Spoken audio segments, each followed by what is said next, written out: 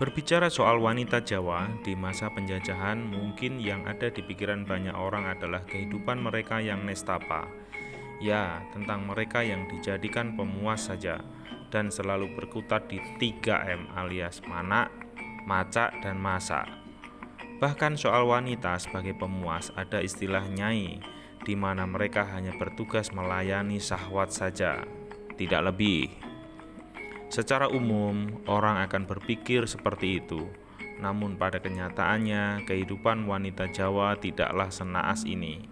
Tak banyak yang tahu jika wanita ini ternyata adalah sosok yang berani berjuang. Bukan hanya tentang menuntut hak dan keadilan, tapi juga menggantikan posisi pria dalam hal-hal tertentu. Wanita Jawa bukan hanya barang yang dipakai melampiaskan birahi, namun mereka lebih dari itu. Tapi sebelumnya silahkan subscribe dulu bagi kalian yang belum subscribe. Tekan lonceng hitam sampai ada tanda berderingnya supaya kalian tidak ketinggalan video-video dari channel Naluri Jawi ini. Dan jika kalian suka, silahkan share video ini ke sosmed kalian. Kita bahas sekarang tentang wanita Jawa. Sudah saatnya kita mengubah mindset soal wanita Jawa pada masa kolonial yang dianggap sama seperti barang. Pasalnya, sejarah membuktikan kalau mereka tidaklah seperti itu. Bukan cuma urusan kasur, wanita Jawa juga bekerja keras. Banyak anggapan yang mengatakan wanita Jawa di masa penjajahan dulu adalah sosok yang lemah dan tanpa daya. Padahal yang terjadi justru sebaliknya. Mereka lebih tangguh dari yang dikira. Salah satunya adalah fakta kalau wanita Jawa di masa itu juga bekerja keras. Wanita Jawa bekerja keras dulu adalah lazim. Menemui para wanita-wanita bekerja tak hanya berdagang atau mengerjakan pekerjaan yang halus, tapi juga buruh kasar. Kadang mereka juga menggantikan posisi suami sebagai pencari nafkah utama, dan bekerja sampai tengah malam adalah salah satu pekerjaan mereka. Kalau kita mengira wanita-wanita Jawa di masa itu lembek dan hanya disuapi, wanita-wanita di Jawa di zaman dulu berani protes dan menuntut haknya. Asumsi kebanyakan orang tentang wanita Jawa di masa kolonial adalah sosok penurut dan mau diperlakukan buruk. Padahal lagi-lagi semacam ini adalah salah total.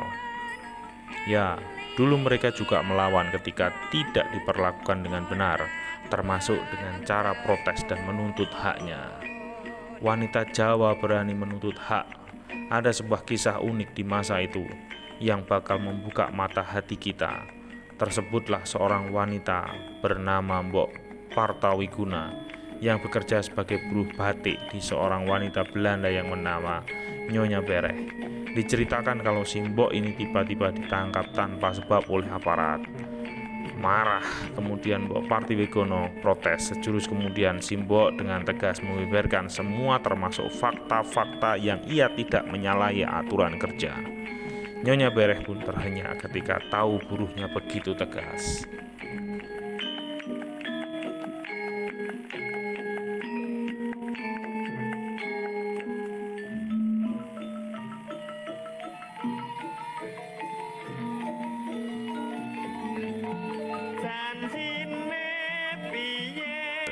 Bagi mereka untuk menuntut pisah. Apapun yang terjadi, wanita tidak punya hak untuk mendeklarasikan pisah. Namun karena wanita Jawa sangat berani dan kuat, maka mengumandangkan pisah bukanlah masalah bagi mereka jika perlu.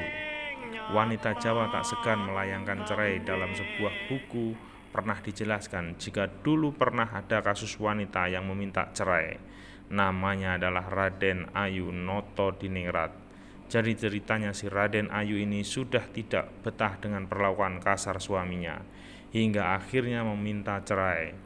Sang Raden Ayu mengajukan ini kepada eyangnya dengan penjelasan gamblang, akhirnya disetujui.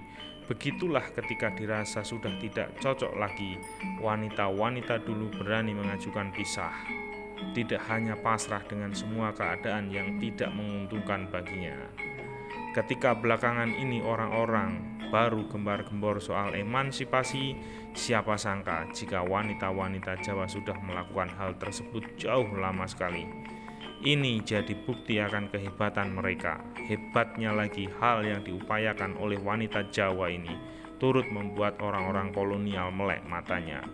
Mereka sadar kalau semua orang harus diperlakukan sama dan sejajar. Pada tahun 1900-an, Raden Ajeng Kartini lahir 1879 sampai dengan 1904 sebagai salah satu pengamat dan penulis budaya Jawa terpenting menulis, "Kami perempuan Jawa terutama sekali wajib bersifat menurut dan menyerah. Kami harus seperti tanah liat yang dapat dibentuk sekehendak hati." Kartini menggunakan pronomia kami. Sekian banyak perempuan Jawa yang dia saksikan, perjuangkan, dan sekaligus menjadi keprihatinan terbesar. Bagi Kartini, perjuangan hak emansipasi perempuan berikutnya semua itu menjadi pertanyaan penting. Apa sebab wanita sampai dapat dijadikan objek kesenangan laki-laki? Seakan mereka tidak mempunyai pikiran dan pendapat atau perasaan sendiri. Apa sebab kaum laki-laki sampai menganggap wanita sebagai sebuah golek, sebuah boneka barang mati yang boleh diperlakukan semaunya, seolah-olah wanita itu bukan manusia?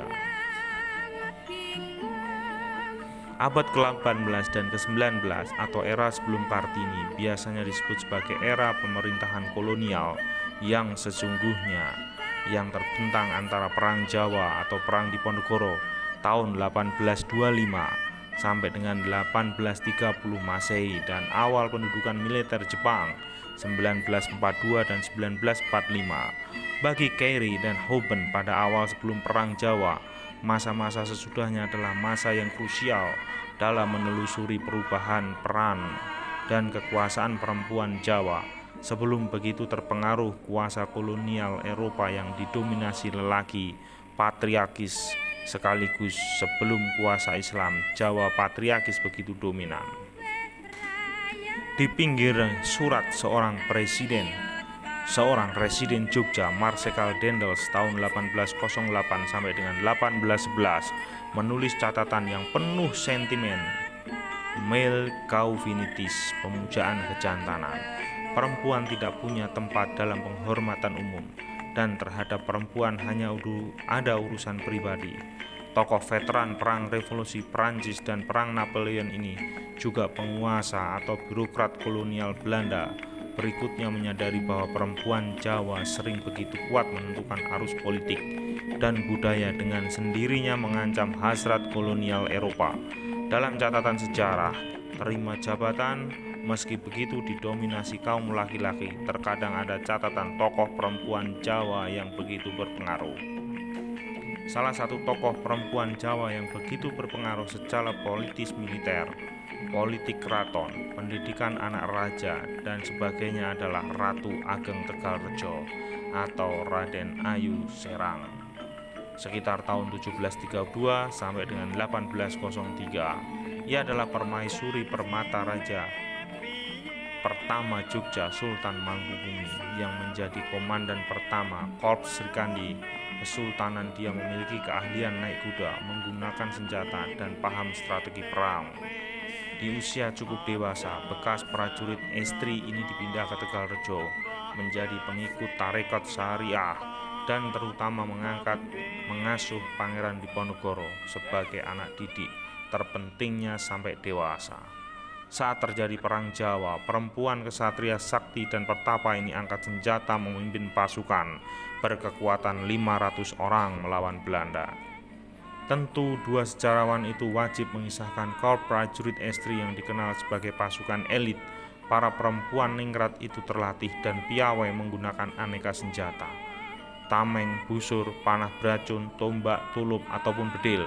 Selain dilatih menari, menyanyi, dan memainkan musik, dalam buku hariannya, Gubernur Pantai Timur Laut Jawa, Jan Grief, mencatat hasil kunjungannya ke Surakarta tanggal 31 Juli 1788. prajurit perempuan menembakkan salvo dengan teratur dan tepat sehingga membuat kita kagum.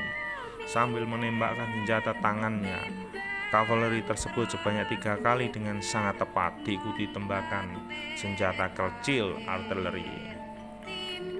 Jika selama ini sering terdengar pemberontakan dan kudeta oleh kaum laki-laki, Kare Houben mengingatkan akan pentingnya kuasa peran Ratu Kedaton, Ratu Kencono, dua aktor kunci pemberontakan gagal, sang anak Raden Mas Muhammad atau Pangeran Suryo Nglogowo terhadap Sultan Yogya ke-7 pada tahun 1883 di Kedu.